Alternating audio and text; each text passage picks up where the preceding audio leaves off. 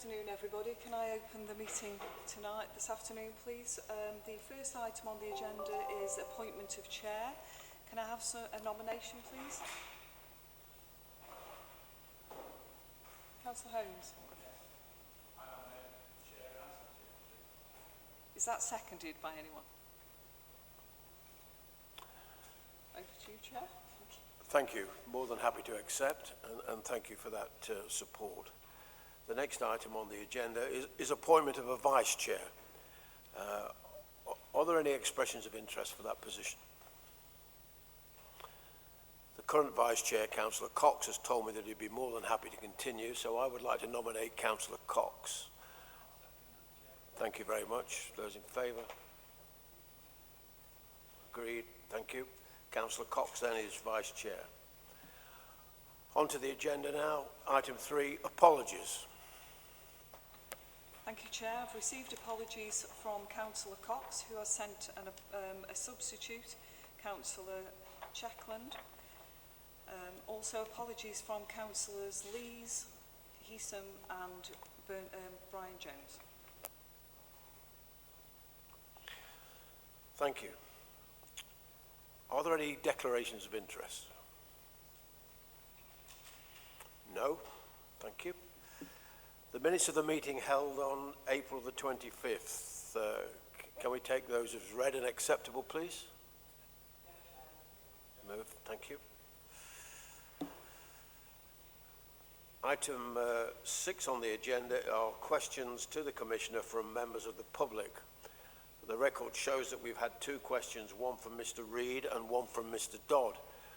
Neither are in attendance today, but both have received responses. I know that Mr. Reid is content. Mr. Dodd, I'm unsure about, but we have had that letter from him. We have replied. He's decided not to attend today. So, without being too presumptuous, I'll make the assumption that he is satisfied. Decisions by item 7 on the agenda, decisions by the Police, Fire and Crime Commissioner. 2 items there regarding the fire service. Details are on the link. Are there any questions for the Commissioner regarding those items? Yes, please. Thank you, Chair. It's not questioning the decision that was made, but on the funding of the additional police vehicles. A few months ago, when we were discussing the budget, I think inflation was about 3 to 4%, and we were told that if inflation rose to the anticipated 6 to 7%, that there would be significant financial pressures on the budget. Now, as inflation is predicted to rise to about 11%, I'm just curious as to where the extra £500,000 has been found to fund the vehicles. And to say, I'm not questioning the decision, but has the money been found at the expense of other budgets, or is it from a different source entirely? Commissioner. Thank you. Afternoon, everybody. Both these capital decisions here, one on the fire applications, the enhanced rescue pumps, that was a decision that was made some time ago, and it's a case of the capital funding was already put to one side for that. I don't think we've had any issues with dramatic increases in cost there. The one that was not quite so much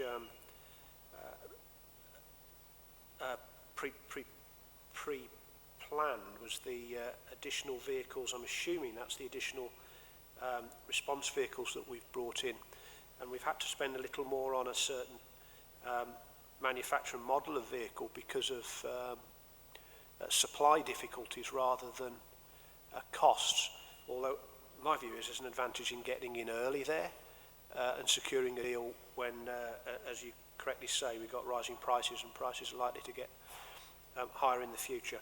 Again, the capital reserve is not an issue for us particularly. The reserve position is reasonably strong. You may recall in the budget conversation, I did get some criticism actually for our calculation on allowances for inflation as possibly being a bit more cautious than some other places. Looking back, I was pretty comfortable at the time. I'm much more comfortable now that we were the right side of that challenge. At the minute, we are likely to be facing some issues through the year. Inflation, particularly on energy, particularly on some IT supply, is likely to challenge us. But we don't foresee a problem today with managing that through the reserves and what we have assigned. Very happy, Chairman, to come back perhaps at a subsequent meeting when I've had the first quarter's report, and we'll be able to look in more detail at the implications of inflation on the budgets. In fact, Chairman, I think we were due to bring a report on the budget. Was it after a quarter or after the first 6 months anyway? Yeah. So we'll give that a proper examination. Yes, it's the October meeting, Commissioner, October the 24th.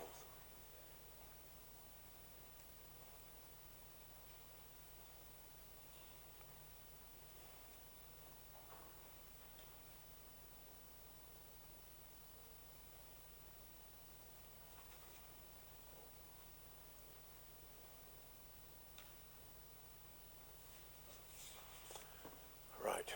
Are there any more questions?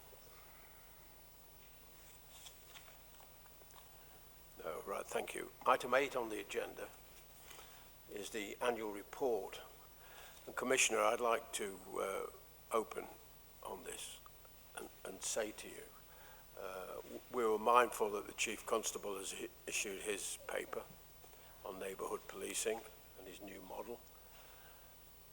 And your report arriving late has come as a major disappointment. To receive it late on Friday, you gave members very little time to read it or deliberate on it at all. And we feel rather concerned that this meeting today may not be able to address all of the concerns that we have with that report. The report is full of, can I use the phrase, it's a very wordy document. You talk about what you're going to do, but you don't tell us how you're going to go about it. We can't see any examples of a work program, any demonstrable milestones, or any key performance indicators.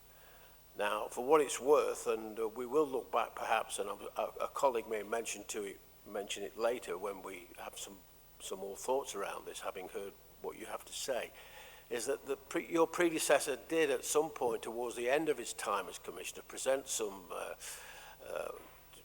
graphs, pie charts, bar charts with monitors of performance. How can we monitor your performance and what you're doing without anything to measure it against? And we're here to do that.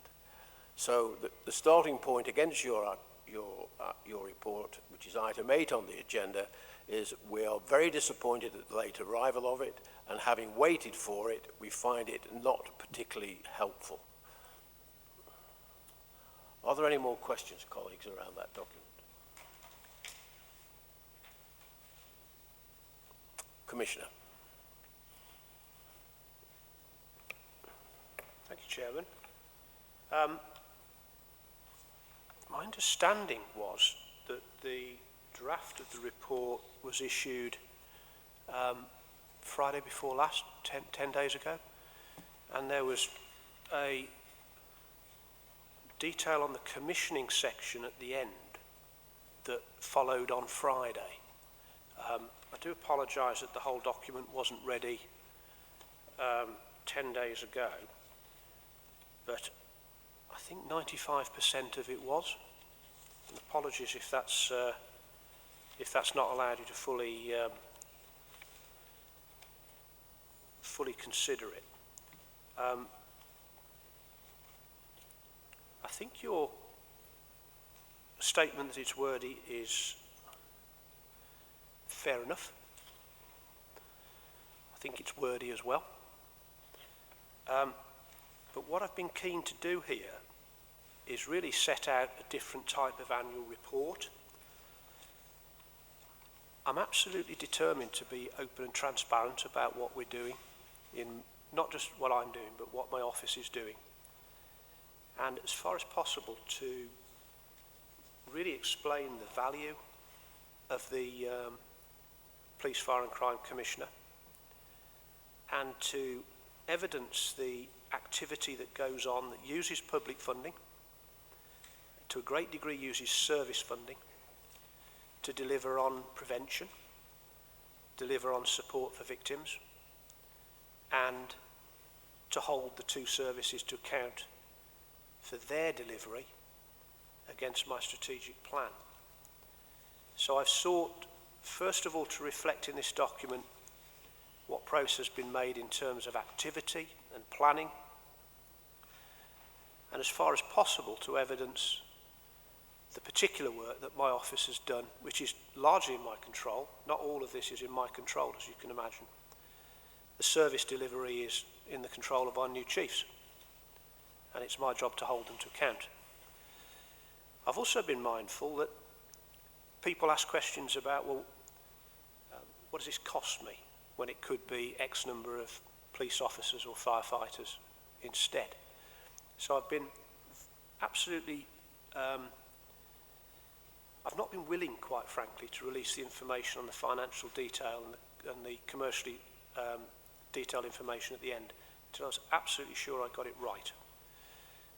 In some cases that meant taking information as at the financial year end, which wasn't so long ago, and those extra few days mattered in terms of detailing the commissioning instruction. Now I think the majority of that, particularly at the end in the financial section, is new to the panel. I don't think you've seen it to that level of detail before, but I hope you find the opportunity to see what's being commissioned is helpful. I've been very careful to point out what is new there. I've been very careful to point out what we've done during this 12 months in terms of appointing 2 new chiefs.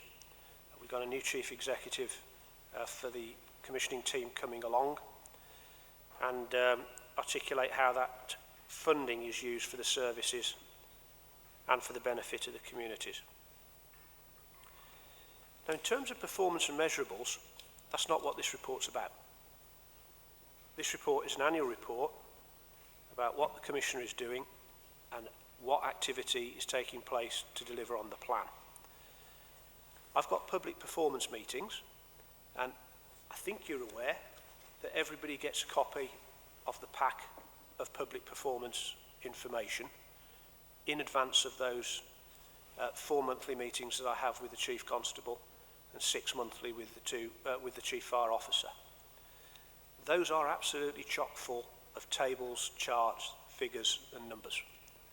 And I hope you appreciate not only the depth of information that's there, but I'm very eager that you get that consistently and in a way that you can call to account not only the nature with which I'm holding the services to account, but also that where they aren't making progress, we're very clear to point it out, and where they are making progress, we appropriately congratulate them. It's a different space, I think, than the annual report. However, I would like this report to go a little bit further in terms of these key achievements, to talk about some of the key achievements of the service. Quite frankly, if I was to do that in the annual report, I'd be being a bit cheeky, because that should be part of our performance update sessions that we have here. That's where the detail of what the services are doing goes in.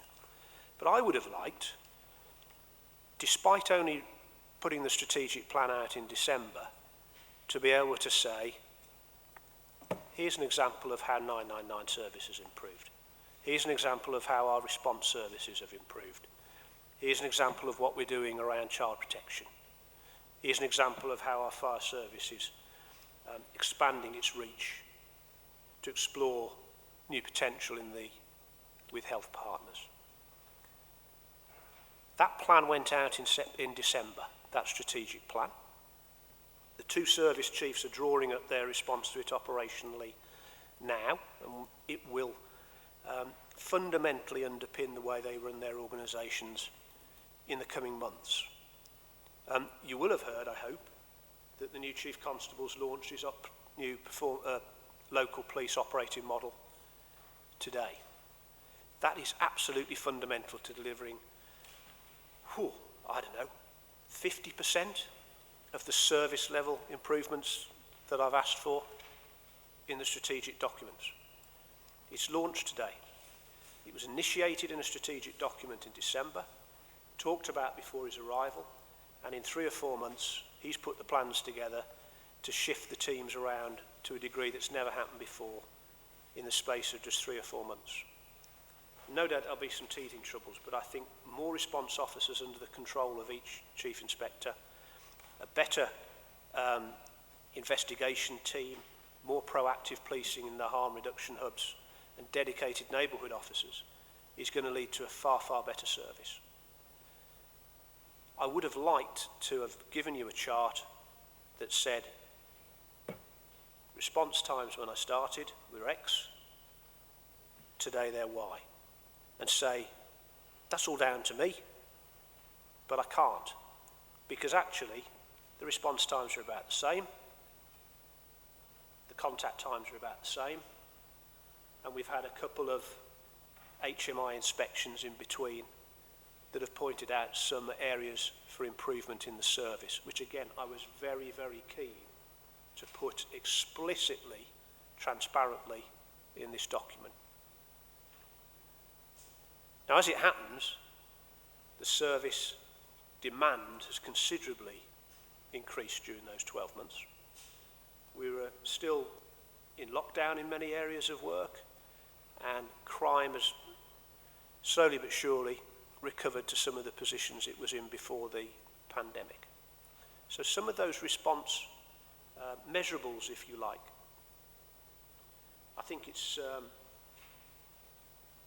we want them better. We will get them better. But actually they're not negative. They're improvements given we're managing more demand within the same response windows. But the fundamental thing, the operating model change, the plans that the organisations have got in place for transformation, it's going to be a matter for the next update reports and certainly for next year's annual plan to be able to demonstrate that the direction I've set, the people I've chosen to take us there, and the changes that they've put into place are evidenceable. Now, just in terms of, as this is an annual report, and before we get into some questions around the detail, I think on top of bringing in some people that can make this happen for us, I'm very comfortable that the areas where I do have more control, we've made some significant differences. Not only have been one of the most successful areas in the country for securing extra funding through the Safer Streets Fund and the Safer Women at Night, amongst others, but I've made some really clear commitments to our local community safety partnerships. They were in the habit of not really knowing how they were going to be funded from year to year, which I found unacceptable. So they've got 3 years guaranteed funding. That underpins the delivery of antisocial behaviour and crime reduction and prevention in each of our council areas. It gives them certainty. We've put in extra support for victims. We've got an ASB, Antisocial Behaviour Victims Line, and a mediation service, which assists greatly with things like neighbour disputes and bringing antisocial behaviour to a halt. And I've put in a new service for hate crime victims as well. We've got ahead of the game with things like the Violence Reduction Alliance, which is now a formal alliance, and that's ahead of government bringing out their new serious violence duty on the top tier authorities, which means quite frankly that everywhere else in the country that hasn't got a paid violence reduction unit is going to try frantically to copy what we're doing here. we're ahead of the game on that. I'm extremely comfortable with the grant funding that we've put in place around ASBs and around supporting the communities to help themselves. And I'm really more than comfortable with essentially reviewing every piece of commissioning that we do, check its value for money, check it's looking after the people that matter, whether they be domestic abuse victims or people not comfortable with where we are with programmes such as the Antisocial Behaviour Community Trigger. We've put in place a community safety forum, which means we can discuss matters at a force level that was not there before, and that's helping us right now today with how we're going to use new powers under the new legislation for illegal trespass, and also expanded work on antisocial behaviour and the use of the community trigger, because it matters to people and it's in the plan, and I expect the services to respond accordingly. So there's plenty gone on there, and I think with my background, and possibly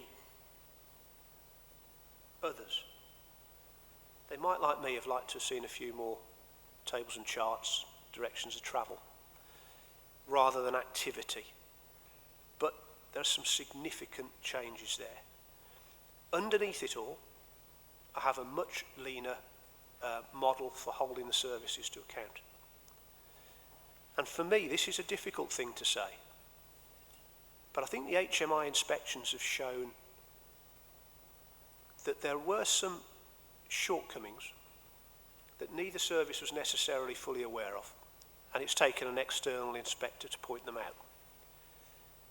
But I can tell you they were not unaware of them because me and my office hadn't pointed them out already. Almost every concern of the inspectors has been considered, discussed, analysed in our governance meetings, in our one-to-one meetings, and in our formal audits. So in a way, it was welcome to me to have that level of independent scrutiny confirm the concerns. It's difficult to see in a document the difference that has made to the openness and the self-awareness of the two services, and fundamentally the expectation the public have that they are better serviced. 101, 999, response calls, investigations, looking after children. And I'll ask Helen to comment a little bit about how busy she's been, because as you know, we've taken the chair of the Road Safety Partnership. This is all activity and hard work through the year. Now, I don't believe any of that isn't in the document. It's wordy because there's a lot of it. It's a lot of pages because it has to be a certain size in order to comply correctly with the needs of everybody to be able to read this and access this. But it's open and transparent about what we spend our money on in the commissioning area of work and why we think that's important and how we add value. Now, notwithstanding, and I had a direct question about this when I announced, when I presented my plan, about how are we going to measure the performance with other partnerships. That's extremely difficult to evidence at the minute, because I can't claim that court delays, CPS delays, things of that nature have dramatically improved as a result of what I've done. But I can tell you they're being talked about in a way they've not been talked about before, and the open and challenging and positive way in which they're being discussed, I expect absolutely to lead to some improvements that we can all see in the next year or two. And I'm very conscious I've got 3 years at this gig and I'm a year in. I have absolutely no intention of not demonstrating that we've made progress at the end of that period. But I think at the minute this is a pretty fair summary. It's no longer than it needed to be. even though it's still long. I think this is a pretty fair summary of just how busy we've been and where we've made progress. Chair, could I just say that during that year, I've had tremendous support from the team, not just in preparing strategy documents and communications and so on, but you can see the breadth of that commissioning effort. It really is comparable to some quite large authorities. They do a hell of a job to the benefit of everybody. I'd like to thank them. I'd particularly like to thank Ralph and Paula for managing the last month or so as interim chief executives, and particularly thank my deputy Helen, because she's been an absolute rock, and without her it's very difficult for me to get that sense from the front line about what they think of the service. It's really important, and I think the great strength of our two new chiefs and their team is that they also are listening to the front line. They're designing everything in complete open discussion with their frontline teams. So hearing endorsements about the new plan they're implementing today and how that's been designed is really important to me. And I'd like to thank the two services as well. They were telling me from day one, Ben, we're not doing the job we think we can do. We would like to do more. We would like to be responding quicker. We would like to be on site longer. We would like to spend more time with victims. I think we're going to see a very significant change as a result of their co-designed new approach. And I'm very confident that we've got plans now, the people and the methodology to really deliver on the outcomes. Thank you very much. Thank you, Commissioner. It's a lengthy response, but just let me bring it back to where we started. All you've just shared with us in the last 15 minutes, we've heard before.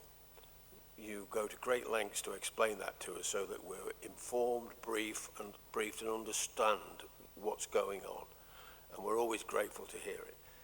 Now, we would have expected that summary, which we've heard many times before, to have been captured in this document, which it is, and been supported by KPIs.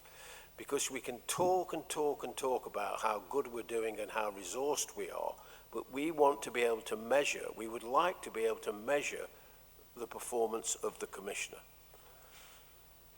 I've seen the new police chief's document. It's comprehensive and detailed. It's as it was promised. It's been presented in a way that's easily understood. Deployment of officers, everything we'd want to know. And you will be holding him to account, I would say, on that. And perhaps we can just touch on, will you be prioritising anything in his document as perhaps more important than something else? And I know you have a particular concern about road traffic accidents. You've shared that with us in the past. Policing on the highways, maybe not as effective as it used to be, but RTAs are a concern to us all. And are drink drivers being stopped as often as they used to be? All those sorts of questions. So that's the point I wanted to make. We want some performance indicators, Commissioner, because at the end of this next year, because people will say to us, well, what's happened? Well, the Commissioner's achieved all of that. But what we don't want to do is recognise 2 months before the end of the year that you're behind programme or you're behind schedule. We'd like early notice and a heads up, and perhaps, and I know it's a truly operational issue, but some change in the risk profile that's preventing you or helping you do your job better. I don't think that's too much for the panel to ask, because we're accountable to the public who ask us, well, what is the Commissioner doing? Now that point leads me into a seamless transition into how good you or is not your web page. We've had some feedback about the Police and Crime Commissioner's web page not being as informative as perhaps it would expect it to be. And I wonder whether you could give us a view on that. And it may be that performance indicators could well end up on the web page with a link to a dashboard. All those sorts of initiatives we would welcome a response on. So I don't know whether you just want to respond to what I've just said or whether I should just ask colleagues if they have any questions. Yes, there is a question over there. Yeah. Just going back to the document that you referred to, I don't think I'm aware of this document. The one that you say you produce prior to your performance meetings with the Chief Constable, which contains statistics, tables, graphs. Are we aware of that? Is that circulated to us? Question. Do you receive those, Chairman? I don't think so. Meeting invites to which? The CS, did you say? Are you talking about meeting invitations? No, I'm actually talking about the document that's prepared before the meeting between the Commissioner and the Chief Constable that contains all of the performance statistics, the tables, the graphs, the document the Commissioner referred to. Do we get that? No, I don't think we get sight of those. Chairman, I think I need to try and distribute those differently then. They're associated with the agenda for the public meetings. They actually form a quite substantial and important link on the web page as well, because they are essentially open and transparent about our performance. Lots of data. My understanding was that they were passed on and distributed. If they're not, then I'll make sure that they are. And through you, perhaps we could get them to individuals with perhaps through personal email or something. Okay. Mandy has some clarity for us. Just to clarify, the panel get the front sheet of the agenda, but then and a link to the webcast meeting. But in the past, the reports and the information hasn't been on the web page, so there's been nothing for them to refer back to. But they've had a front sheet of the agenda, so they knew what was coming up, but no reports were attached. Okay. Apologies. We'll sort that out before the end of the day. And if I may, Chair, can I distribute the packs from the previous meetings through you? Yes, certainly. Thank you. Yes, please. Commissioner, I'm Councillor Jackie Barnes from Stoke-on-Trent. Lovely to meet you. However, I have emailed you 2 or 3 times and I've never got a response, even a thank you for your email. That's the first thing, that I do think communication is absolutely imperative if you wish to be transparent. You say that there were 3 of the priorities was more victim support. That's fabulous news. And one of the other things that I'm interested in is prevention. Now, are we talking of prevention of crime? Just answer me that before I carry on. I think prevention in the widest sense, so prevention of crime, prevention of people becoming victims, and all the work that's involved, particularly with young people, to keep them out of the criminal justice system and reduce antisocial behaviour. And of course, a fundamental part of funding the community safety partnerships is that wider sort of prevention along the lines of making your properties safe, working with businesses around business crime, things of that nature. And I'm with you all the way. Thank you. Thank you. However, in the ward that I represent, which is Springfields, Trent Vale, Oak Hill, I have always had at least one neighbourhood police officer. Whenever I praise them and compliment them, they get promoted, which is fantastic, because I've had some really good officers. And I like to think that I have always worked well with them and very closely. And we do. It's a two-way game, isn't it? You can help each other. However, more recently, I have no police officers. I have 2 PCSOs, one in name only because I've never met her, and the other one lets me know what's going on and doesn't contact me very much. So I feel that is not prevention. When I've asked the questions why to the police officer I had, he said it's because the crime rate went down in your area. Well, that isn't really telling for me with prevention. I'm really pleased we've worked together and we've got the crime rate down in my area. Absolutely fantastic, because he was a damn good police officer and he deserved promotion. But if you take that person, not that person, that position away completely with two who I believe are quite ineffective PCSOs, how is that prevention? Because it's going to build up again. So I personally can't see any evidence of the prevention thing working if that's the way you operate. I'm sorry, but thank you. Would you like to comment, Commissioner? Yes, love to, thank you. I'm very concerned to hear you've tried to email me and not heard back. It's the first time in my whole term that somebody has said that to me. There's actually direct emails into me, particularly for councillors, which I promoted on taking the job up. And Helen and I see every single one of those. So I would really welcome an opportunity just to look back through our records and try and understand what's gone missing. For me, communication is actually up there with that initial service around contact and response. It's absolutely vital. Now, I hope, it doesn't sound like this might have been happening in your particular ward, but I hope that most of your colleagues on the panel, where they're associated with councils, have seen a quite significant difference in the last 12 months in terms of engagement with their local inspectors and the local service, to a degree that we had lost, partly because of the pandemic, but also because it wasn't, I don't think it was given the level of priority it needed to be given. Now, the new operating model is fundamentally around improving that local intelligence. It's really important around prevention. It's around having neighbourhood officers that are not pulled into response work all the time, so that they can form those community relationships, develop the understanding, spot the individuals that are going off track. And part of their role will also be speaking to people like yourself who have direct contact with several thousand. So it matters to me.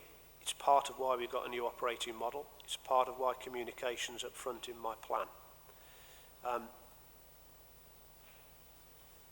I'm disappointed that you haven't seen a difference already, but I think you will. Thank you, and I do hope so. Sounds positive. Thank you. Thank you, Chair. Thank you. Chairman, could I just ask, you mentioned the Chief Constable's document earlier. Has the panel received a briefing on the new operating model, specifically? No. No. So those briefings have gone to the individual councils, have they? Yes, I received one as a cabinet member at East Staffordshire Borough Council. Okay, thank you. Thank you. Any more questions, colleagues? Yep. Can I just, Chair, I've got a couple of questions about the contents of the report. Is that for now, or are we waiting until the Commissioner goes through it? Yeah, would you take a question now, Chair, Commissioner? I'd be delighted to take some questions, thank you. Okay, Yes, right, please do. Carry on. You just mentioned the new policing model, which is referred to on page 9 of the report.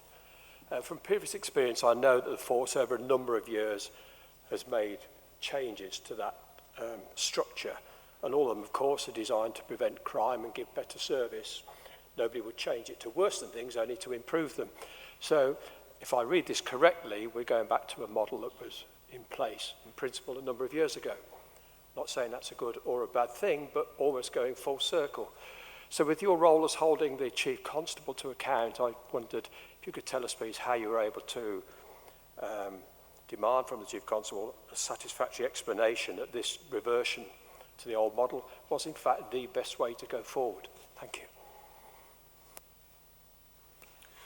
Well, the proof's going to be in the pudding, I think, and like you, I'm very keen to see hard evidence of the results of this. I'm very confident that they'll be there because of the way that it's been, this way forward has been arrived at. It isn't a top-down design. It is essentially a really strongly informed view of the officers and staff at the sharp end. And I think it's greatly to the credit of the Chief Constable that he's been open to hearing, warts and all, what can work best. It doesn't come to us as a surprise to me that if our response officers are hurtling around the county on 45 minutes, sometimes 1 hour trips on blue lights, that they don't necessarily arrive at a scene in the best condition to fully investigate, to take into account the interests of the victims, and possibly, if they travel an hour without the full knowledge of the locality and perhaps the type of incident they're arriving at. So a model where the Chief Inspector in each patch decides how to distribute his response team, that means they're getting to situations, localities that they know sooner, that they can spend more time on site. I think that's going to have significant advantages. These models aren't new. I guess there's the big discussion in all sorts of arenas, isn't it? Is do you centralise, or do you have a more local distributed approach? And Policing Scotland, for example, has gone centralised in a lot of service delivery. Some of that's working, some of it isn't. I think here in Staffordshire, centralising wasn't working. It simply wasn't working. If it was working, we'd have been in the top in terms of investigative results, time to get to scene. We'd have been hitting our targets for 999, hitting our targets for grade 2 calls. We'd have had neighbourhood officers able to focus on their neighbourhood jobs rather than having to backfill response. So I think the evidence is that, given there were concerns about the previous locality model, and some of them are addressed in this, particularly around things like the harm reduction hubs. This is specialist staff and officers looking at particularly those families and individuals that cause most difficulties in an area, need the most wraparound, quite often around addiction or around ingrained generational crime. I think that model will greatly assist. It's taken months to get to this point. Where the locations are, the estates, how much it costs, can we afford it, are the vehicles the right vehicles, levels of detail that to some degree, looking back, feel to me like they weren't quite considered to the same extent when we went for a more centralised approach. But I'm absolutely looking for the evidence that this is going to work as you are. Today's day one. I think it would be quite unreasonable of me to be alarmed if we didn't see things improving significantly much before 12 months' time, but I would expect to see some significant direction of travel by Christmas. And all being well, we'll see some immediate measurables within a few weeks and months. I can't be absolutely sure the model's right. I've got a professional in there. He's done it before. He basically reorganised Belfast, and he's had a significant part in bringing Humberside from a difficult place to a very good place in the last few months. So he's not working entirely with unproven ways of approaching things, and I've got confidence he's going to deliver on it.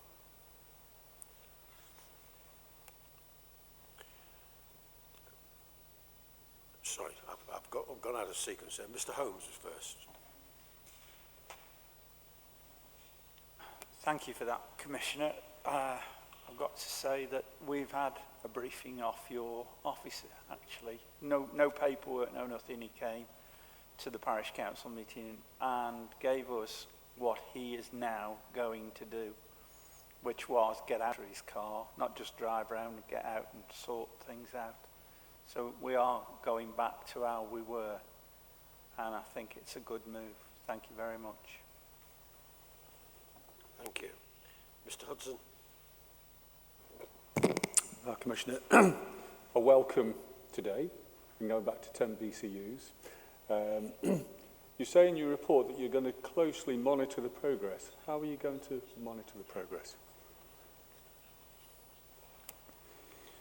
Well, I've got a formal performance structure. The main report is what's called a strategic governance board, and have those for police and fire.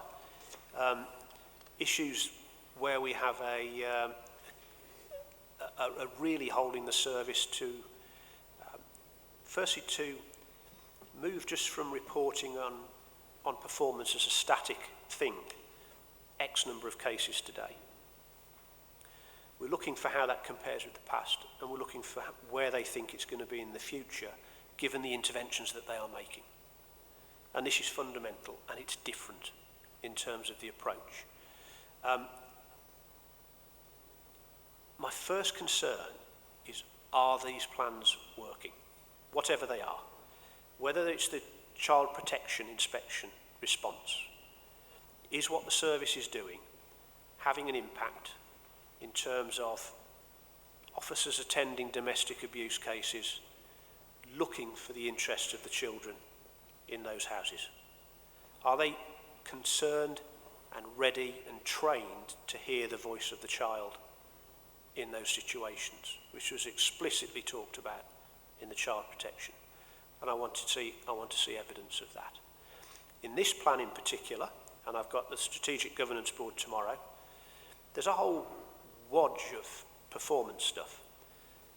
I'm primarily interested in 999 response, 101 response, response times to urgent calls, response times to grade 2s.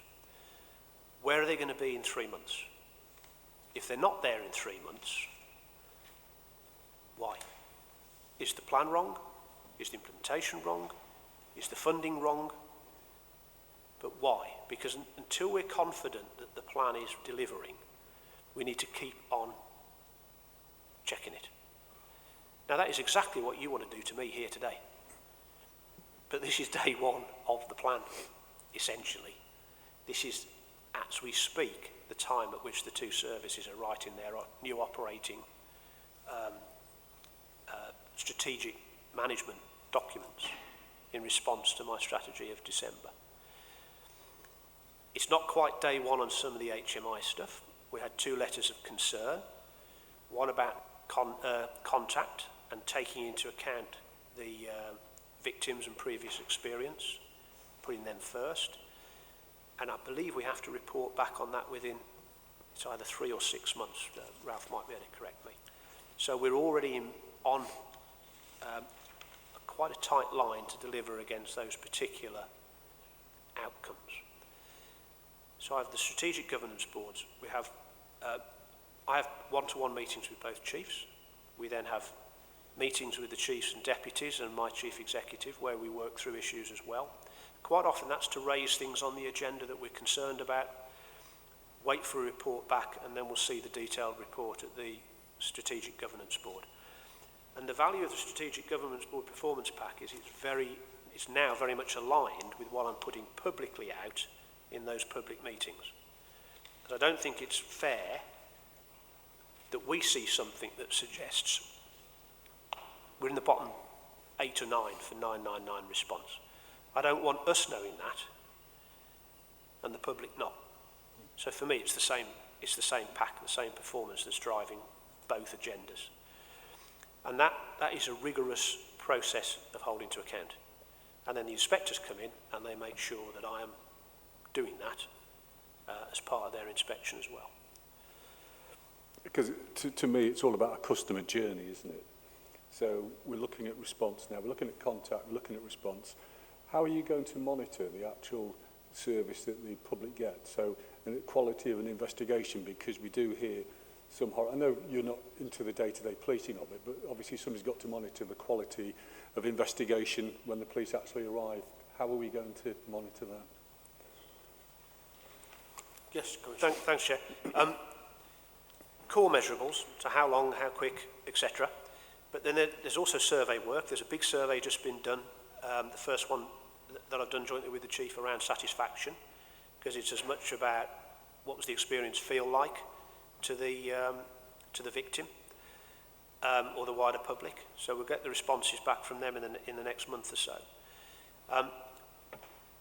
There's also other measurables. So around investigations, we're looking at court information, timeliness of getting to charge, timeliness of getting through CPS as well. We're not good on that at the moment. We're slow at getting from an incident to a point of charge. So we're measuring those things as well. We've got new national databases which help compare those with other places, similar places, which is very helpful in driving the conversation with the local criminal justice partners as well, because it's not just the police. Helen and I at the moment are very busy with the Roads Partnership because we're looking at collision data. It's out of date. We're not convinced it's accurate. So there are, in every area of work, there are ways of measuring and assessing our performance compared to others. Crime data recording, how long it takes to complete cases, all sorts of things. And it's actually, I think somebody made reference to page 9 talking about the operating model. Actually, the operating model change is almost affecting every single one of the first 2 priorities in my plan, even down to things like the victim's experience and confidence in the police, because those measurables also lead on into much wider areas, and the confidence of partners as well. So I think it's really would be helpful, and I will make a point, if I may, Chair, of bringing that depth of information with me to the next report thing. Just a word of caution with that. You as a panel are seeking confidence that I am holding the services to account. We aren't going to hold the services to account and scrutinise them in this forum. That's for me to do. But I would like to be able to give you confidence that I'm looking at the level of detail that is necessary, and that we are watching the things that matter. Yeah, I totally agree. I don't think that we're there to scrutinise them. We're here to scrutinise you, that you are scrutinising them, and that's where I am. So with your satisfaction surveys, would you mind sharing some of that feedback to us that you will get in the future? Because I'd like to know what the public of Staffordshire actually feel about the policing. And I've just got 2 other questions, if I may, Chair, where I'm on. You successfully got over £3 million worth of funding for safer streets, the safer address the safety women and girls, and also our local community safety initiatives. How are you going to monitor that we're getting value for money, and that the money is being spent in the right areas, and that the partners that are dealing with it are actually, using it to the best? Well, there's an ongoing process now, and I expect to see actual, in the case of safer streets up in Stoke in particular, where we've done these new, spent quite a bit on gating. I think we're going to see increased numbers in the nighttime economy there.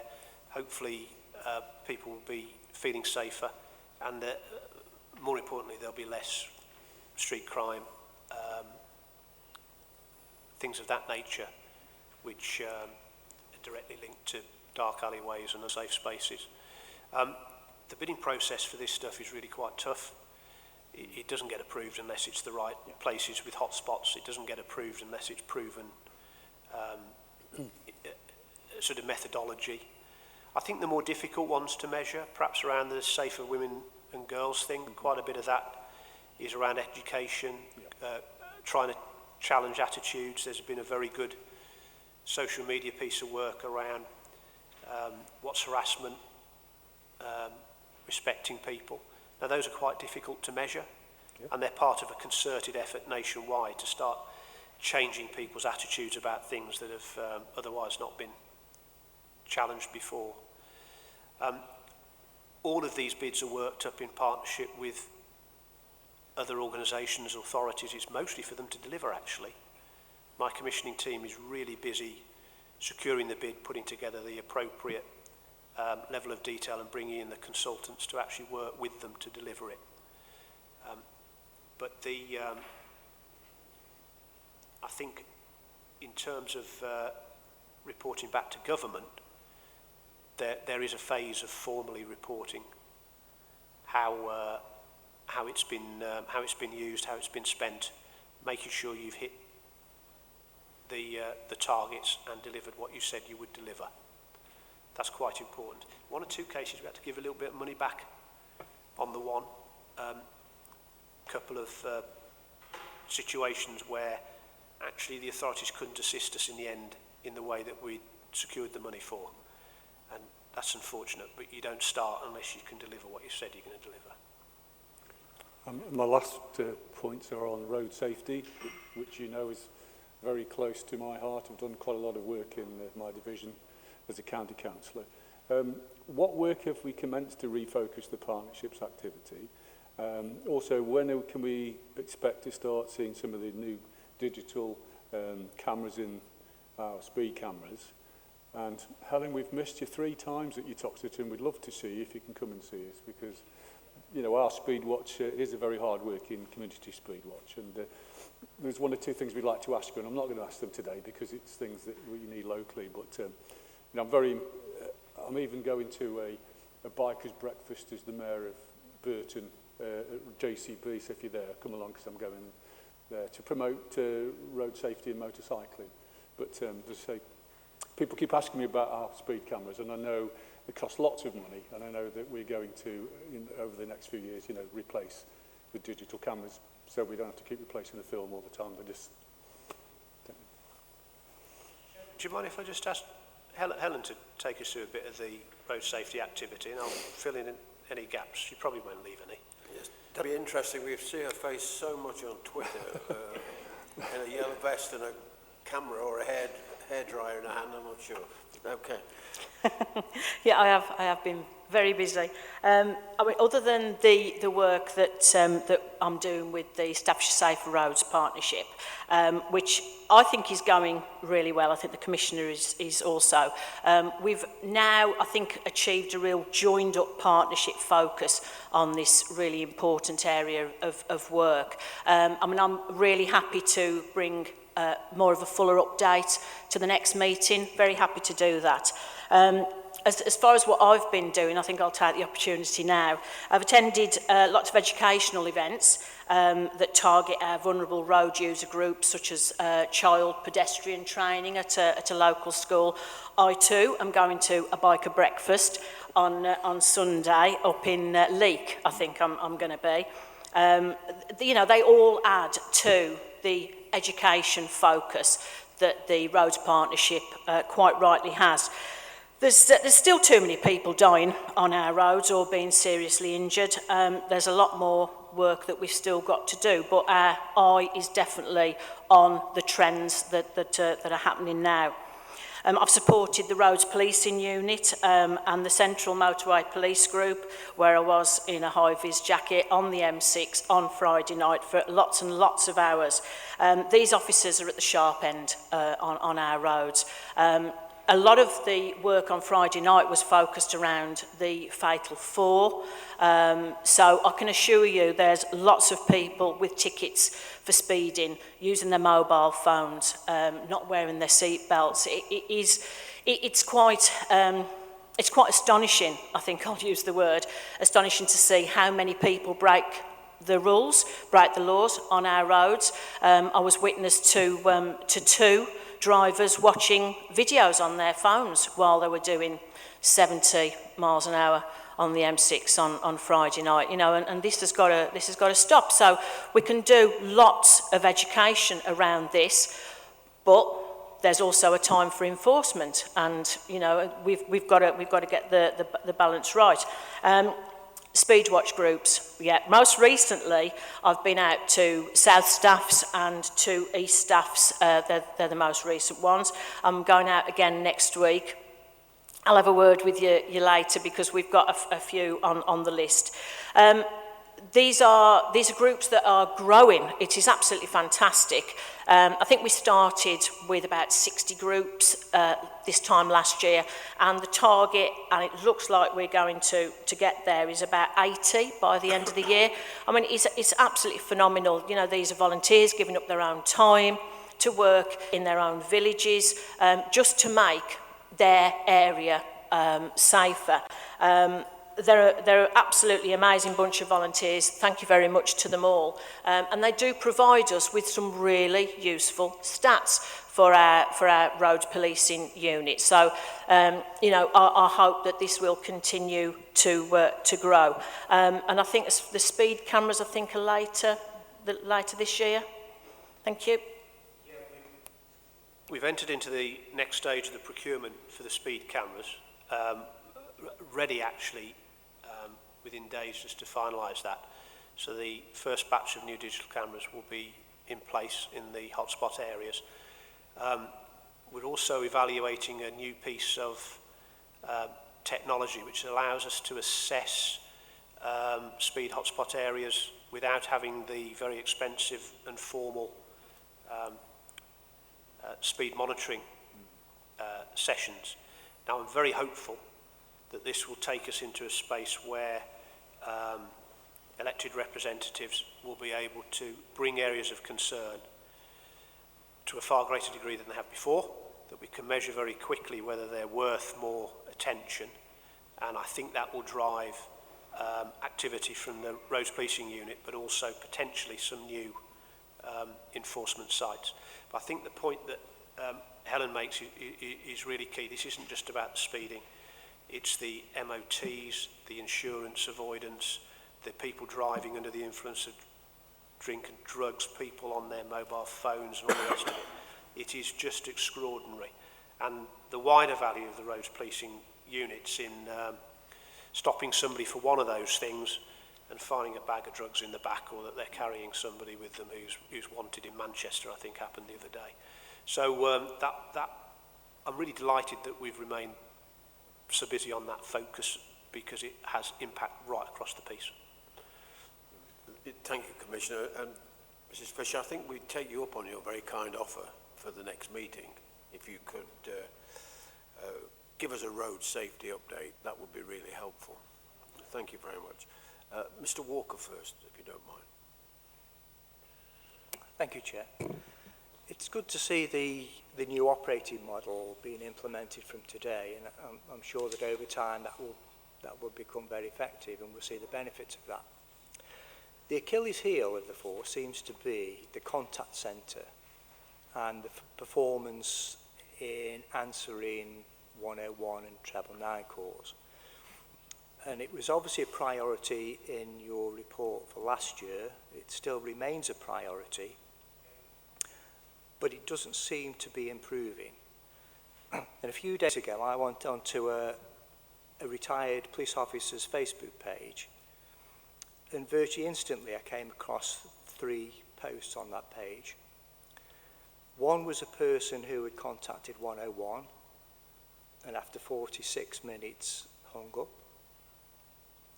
The second example was somebody who contacted 101, waiting 90 minutes to be answered. When the call was answered, they were referred to the resolution centre, who called this person back 7 hours later.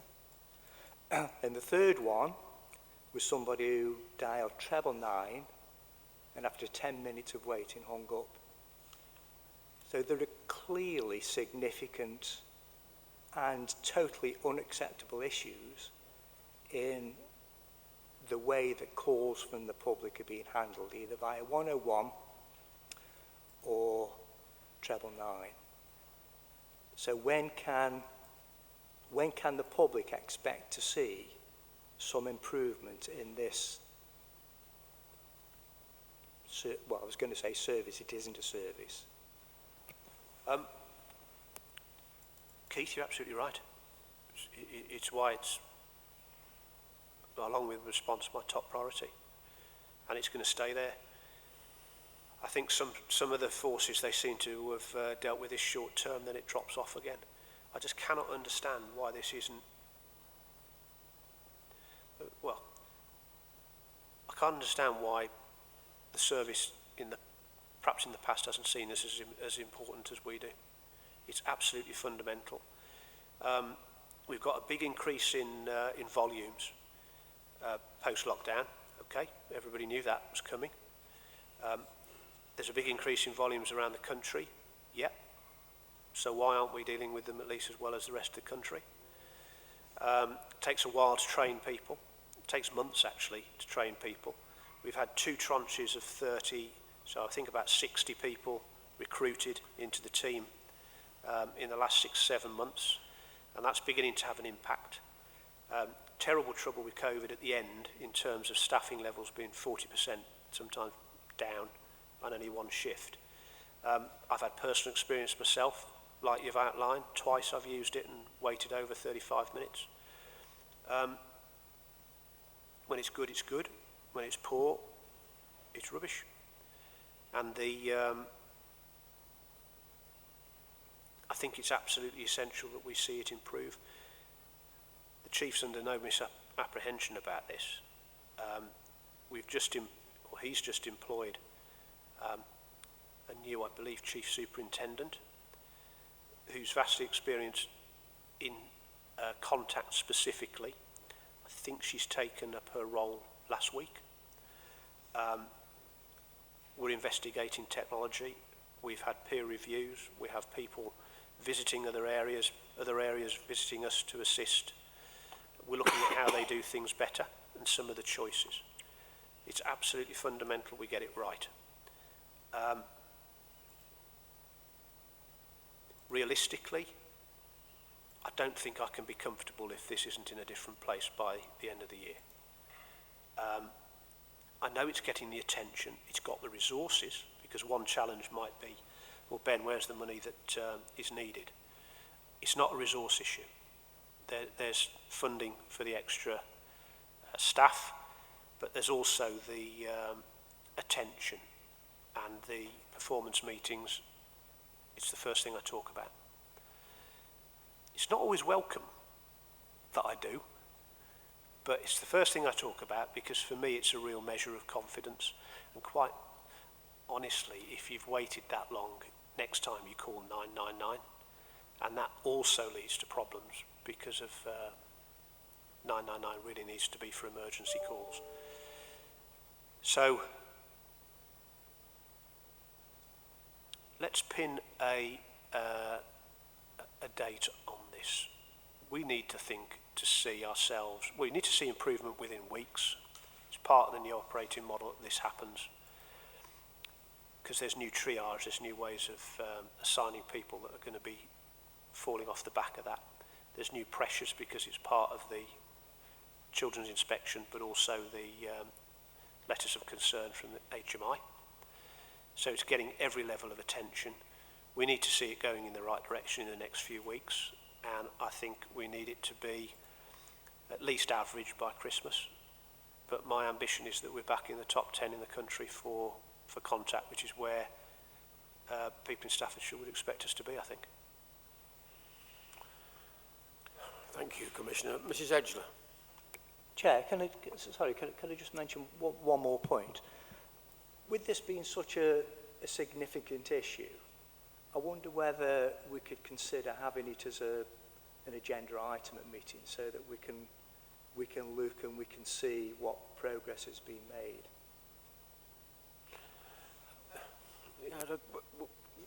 We need to just make sure we have capacity on future agendas to do that. You'd be happy to front up on that, Commissioner, would you? I would, Chairman, but every performance update, it's going to be the first thing I talk about. So every time we talk performance on the agenda, I will definitely be talking about the performance of our 999 and 101. And I think we have those meetings every quarter, don't we? Can we, let's see how it unpacks at the next meeting. But you've got the message loud and clear. We share your concerns. We're all very concerned about the topics, and we want to make sure that we're zoomed in on it most of the time. Okay, thank you. Mrs. Edgeler. Thank you, Chairman. And I agree with what Keith's just said, actually, talking about the 101. This has been on our agenda now for I remember probably 5 years it's been on the agenda. You know, and things haven't improved, so I agree that we should be focused on it every single meeting. But I want to come back to safer roads and that. And Helen, thank you for the work you're doing. But I also did my speed watch training. I don't know how many times I've done it, but I did it again yesterday morning. And the improvement as it's moving forward, you know, about being able to report people on the mobile phones and all these different aspects of it. Absolutely fantastic. So in this meeting, I'd really like to compliment Michelle Shaker on the work that she's doing. She's doing a fantastic job. And seeing it's growing over the time, it's absolutely phenomenal. And to think that we've got 23,500 people killed on the road in 2020. How many people it relates to Staffordshire, I'm not sure. But at the end of the day, you know, we've got to concentrate. So thank you for all the work you're doing. Absolutely, yeah. And as I say, please thank Michelle as well, the work she's doing. Thank you. Thank you, Mrs. Hazel. Mr. Bowen. Thank you, Chair. I was intrigued earlier, Helen, when you mentioned about having 60, I think, voluntary groups, which was interesting, but then came a lot more interesting when you said that was moving towards a target of 80. So suddenly the number 60 sounded good, but it meant an awful lot more once it was put in the context of the target. And I wanted to relate that, if I may, to the report itself, which contains an awful lot of statistics, £100,000 here, 20 more people there, or whatever, all of which are interesting, but none of them, or hardly any of them, are put into context. For example, let's say you recruit 10 more people. Well, if you're starting off with a staff of 10, that's fantastic, because you're doubling it. If you start off with a staff of 500, it's not really that meaningful. So time and again in the report, there are numbers which at the outset sound impressive, but they're not in context and therefore not truly meaningful. And I'm just wondering whether that be considered in the future, that we can be given data that we can relate to progress and results, etc. Thank you. Thank you. Thanks, Chairman. I take that completely on board. I mean, 60 in the recruits, for example, in the contact centre. Is that increasing the numbers? Is it only 10 more? Are we going to lose 50? Are there 500 there? Are there 1,000 there? You need to thoroughly understand the nature of that. And sometimes big numbers aren't as impressive as they might be. So I'll take that on board. Thank you. Thank you. Any more questions, colleagues? If I may, Commissioner, I know I drew to your attention the concerns that the public have about the Commissioner's webpage not being full of information, and perhaps capacity is there for more information. Have you any intentions of revising or refreshing your webpage? It's the first I've heard today that there's a particular concern about the webpage. I'm absolutely going to go back and just review that myself and see where it is. There's a certain amount of information that we statutorily have to have on there, including the plans and the reports, and I want the performance information to be on there as well. Now, whether that's on there quite as cleanly and easily accessible as it needs to be, I'll be having a look at that. Thank you. I think we'd be if you could let me know, Chairman, anything in particular you think or is coming through you that should be or could be, do let me know, because I'll attend to it. Yes, I'll ask Mandy to collate that information for us, if I may. I think in February, when we were talking about the performance report, we asked for an informal statement, not necessarily bring it to the meeting unless we had some concerns about it. The performance during the first quarter of this year. Just a gentle nudge on that. Are you still geared to provide us with that information? Was that the financial information for the first quarter that we talked about earlier? Was it financial? It was performance. Performance. Let me get that performance back for you, because I think the last public meeting was only a couple of weeks ago. Right. It's pretty up to date. Okay. Well, whether it doesn't matter how much is in there, as long as it reflects what we're getting on with, what's currently in hand, I think. Thank you. Right. Just, I forgot to mention at the beginning, Commissioner, if I may just weave it in now with agreement of the meeting, there were some concerns that the minutes of our meeting didn't reflect performance, work in progress and achievement. So these minutes today include a matrix and an action grid, and all minutes going forward will reflect that format so that we can see what hasn't been done at a glance. And I think maybe what sparked us as well was my opening statement regarding the what the perception was, the absence of statistics to monitor you against and performance indicators. So all of those things seem to be coming together as a result of the meeting today. But we are rather anxious to get that information. So we'll have an action grid in the front of all minutes from now on, and the first example is in today's minutes. Anything else, colleagues, while we're on this part of the agenda? Okay. Item 9 then, Home Office grants. Mandy can talk to that for us. Thank you, Chair. Each year, the Home Office allocates a grant to local authorities who act as host authorities for the panel, and it's to cover admin costs and members' expenses. The report just summarises the expenditure for 2021-22. If there's any questions, I'm happy to take them. Any questions? No, thank you. Agenda item 10 was the annual report on the handling of complaints. Mandy? Thank you again, Chair.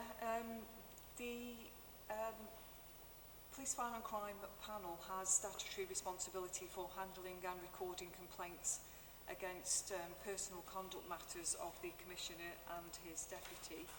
This report summarises the number of complaints and any action that the panel has taken during the last financial year. Any questions again, Chair? Any questions, please? None?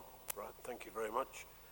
Item 11 on the agenda is questions to the Commissioner by panel members. And of course, we've been quite robust in our questioning today on most of the topics, but Mrs. Edgeler?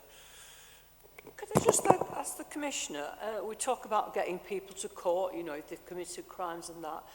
Will this have there's talk about the barristers going on strike and that. Will this have any impact on the work that you're trying to do, Commissioner?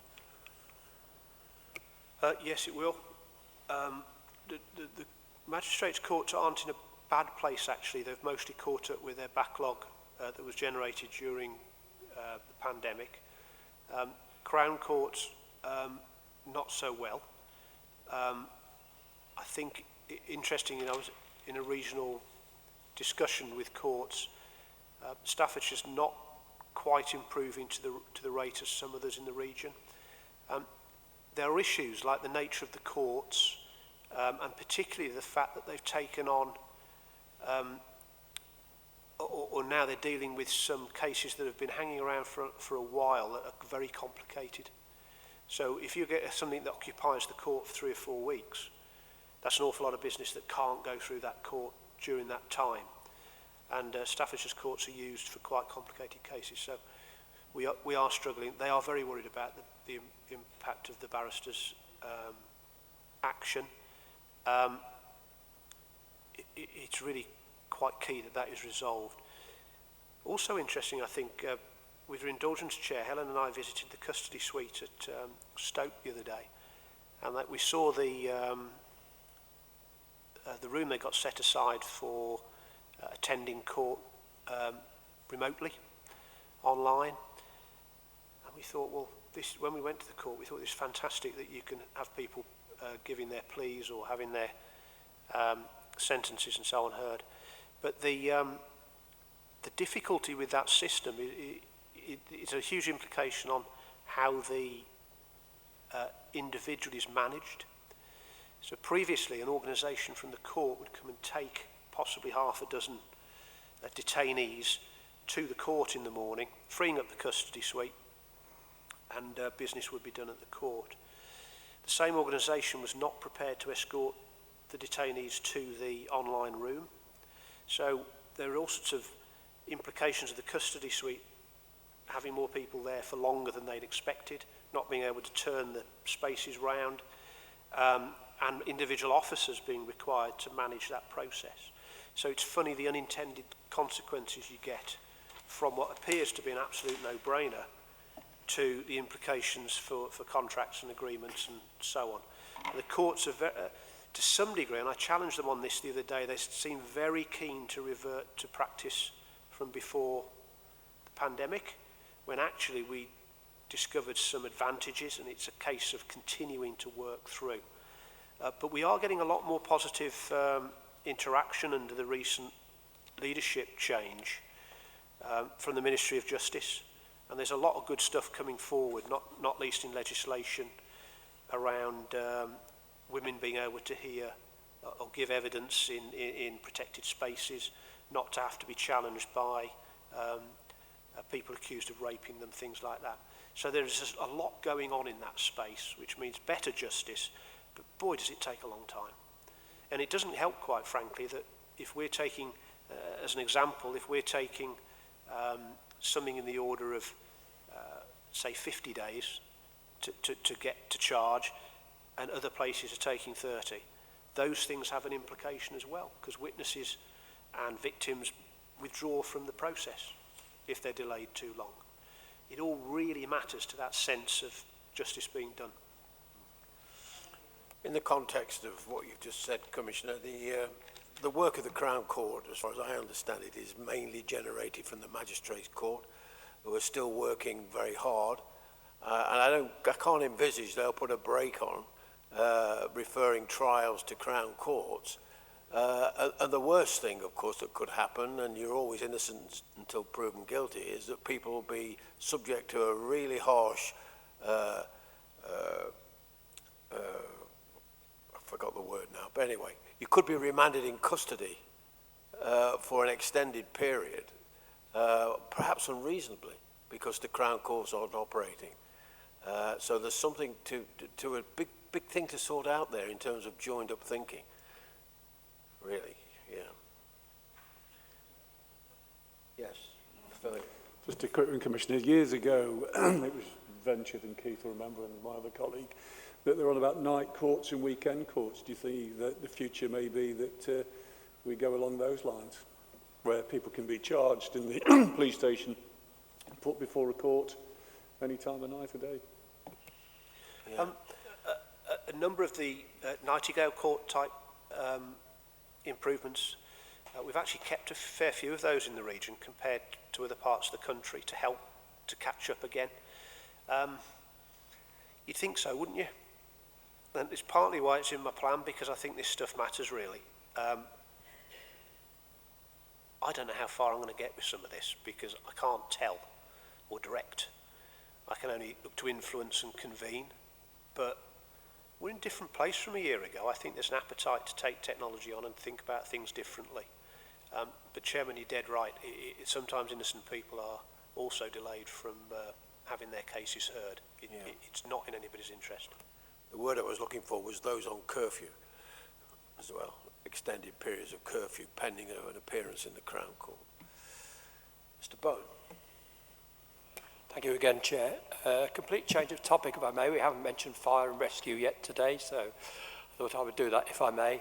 The long shadow of Grenfell still exists, doesn't it? It's still regularly in the news. Sadly, you hear items about safety issues and cost issues of repair and all the rest of it. At a meeting last year, Commissioner, there was an item about the fire service carrying out regular inspections of high buildings in Staffordshire. And at the time I raised a question about, again, it's a statement out of context. Yes, there are inspections, but how can Eurus be assured that those inspections are at the right frequency and the right calibre? And I just wondered since then whether you'd been able to follow up on that thought. Thank you. It's a very interesting time for fire and rescue at the moment. We've just had the HMI inspection, That should be published. In fact, both HMI inspections will be published in the next few weeks. That's one of the things they look at. I mentioned it in the plan, actually. We've had good success with rolling out the sprinkler process. There aren't that many high-rise buildings in the county. I think it's probably 30, 40, something like that. The pandemic had an impact there, but the service are in a way, well, not in a way, they are more robust around using their enforcement powers. There was a couple of incidents where we have essentially moved to close buildings pending repairs, work being done. And I think not so long ago, we had it was a 5 years anniversary of Grenfell, just a few days ago. Such a dreadful thing. The white paper that's currently in circulation is looking for services to be ready to take on more in terms of building regs. I've mentioned here before, I think there's room for the fire service to be involved more in the planning, early development stage, and for planning authorities in our councils to engage them more in that. I think we're going to see legislation that requires it. So there's a whole discussion at the moment in the white paper around governance, whether it should be more commissioners, around the future of the fire service. We're making progress with our conversations with health colleagues who really are under pressure, particularly in ambulance. And the other part of it is that new level of engagement around buildings and buildings regs. Now, I did notice just a moment ago, Chair, you made reference to the action plan, which I think is a smashing idea as well. And that did actually, back in April, HMI inspection reports to be included in the annual report. Yeah. And then the public performance meeting for fire, the agendas, that's a comprehensive performance set as well around fire, and they specifically talk about the numbers of inspections, prevention visits and things like that they're doing. I wonder, Chair, if we might just forward those performance packs again as well. Yes, please. Yeah, good. Yeah. Thank you. Okay. Are there any more questions?